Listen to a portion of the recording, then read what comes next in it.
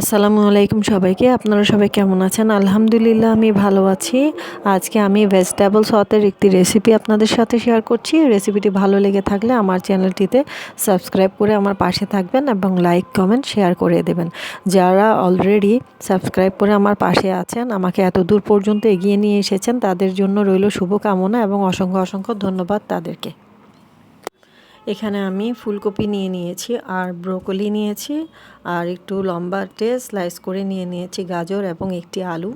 দেখতে পাচ্ছেন ভালোভাবে অনেকক্ষণ আমি পানিতে ভিজিয়ে রেখেছিলাম। এরপর একটি স্ট্রেনারে ছেঁকে নিয়ে নিয়েছি, টুকরো টুকরো করে নিয়ে নিয়েছি, দেখতে পাচ্ছেন। আর এখানে একটি প্লেটে নিয়ে নিয়েছি আমি কাঁচামরিচ এবং রসুন কুচি, কয়েক টুকরো পেঁয়াজ নিয়ে নিয়েছি।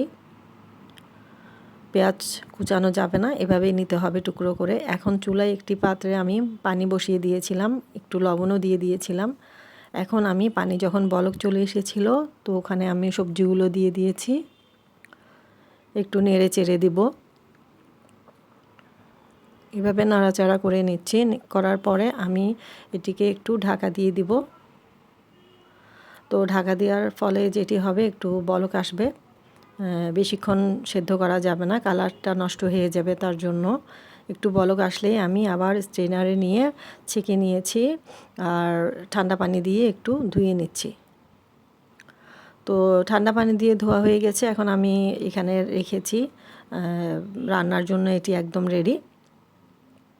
শীতকালে এই সবজিটি খেতে অনেক ভালো লাগে। ভেজিটেবল সসে আপনারাও বাসায় করে খাবেন।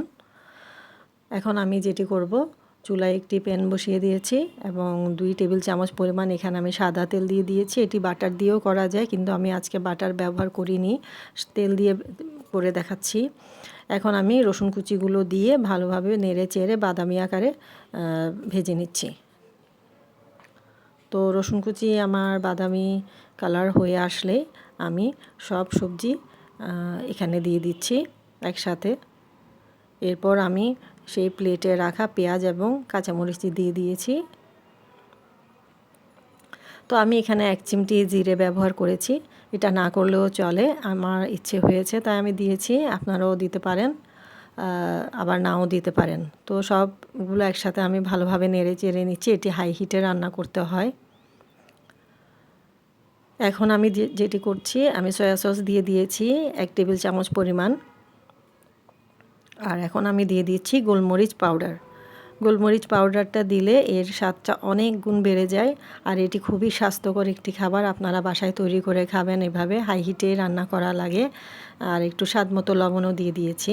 এরপর আমি ধনেপাতা ছড়িয়ে দিয়েছিলাম এর উপরে। খেতে অসাধারণ হয়েছিল, আপনারাও বাসায় করে খাবেন। আর আমার ভিডিওতে যারা সাবস্ক্রাইব করে আছেন, প্লিজ সাবস্ক্রাইব উঠাবেন না। অসংখ্য ধন্যবাদ সবাই।